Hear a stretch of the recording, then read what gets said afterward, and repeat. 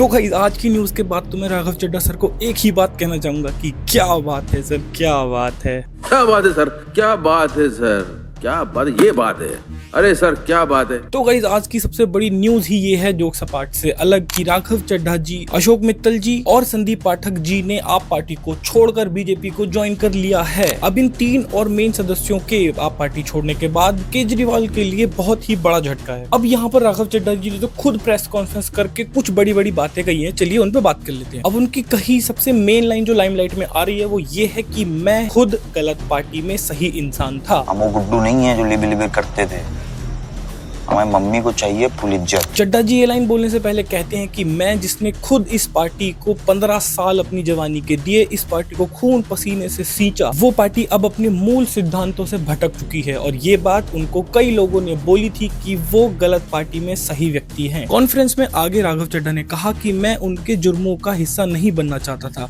मैं उनकी दोस्ती का हकदार ही नहीं था। क्यों? क्योंकि मैं किए गए जुर्म में शामिल ही नहीं था। अब आगे राघव चड्ढा जी ने इस प्रेस कॉन्फ्रेंस में अनाउंस किया कि वो संविधान का इस्तेमाल करते हुए आपके 2/3 सदस्य खुद अपनी मर्जी से बीजेपी में शामिल हो रहे हैं। इन्हीं कुछ बड़ी बातों के बीच राघव चड्ढा जी ने यह भी बताया कि स्वाति मालीवाल, हरभजन सिंह जैसे बड़े नेता भी आप पार्टी को छोड़कर बीजेपी में मर्ज हो चुके हैं। और इसी के साथ उन्होंने हिंट देते हुए कहा है कि आगे भविष्य में भी ऐसा हो सकता है। अब अरविंद केजरीवाल जी सोशल मीडिया पे आकर लिखते हैं कि बीजेपी ने फिर से पंजाबियों के साथ धोखा किया है। और इस कॉन्फ्रेंस के बाद तो आपके एमपी संजय सिंह जी ने अलग से कॉन्फ्रेंस बुला के इन सभी को गद्दार बता दिया है और बोला है कि पंजाब इन 7 एमपीज को कभी भी माफ नहीं करेगी। अब इसी बीच आप पार्टी ने बीजेपी पर ऑपरेशन लोटस चलाने का आरोप लगाया है, जिसका मतलब ये है कि बीजेपी ने ईडी और सीबीआई की धमकी देकर एमएलएज और एमपी को तोड़ा है।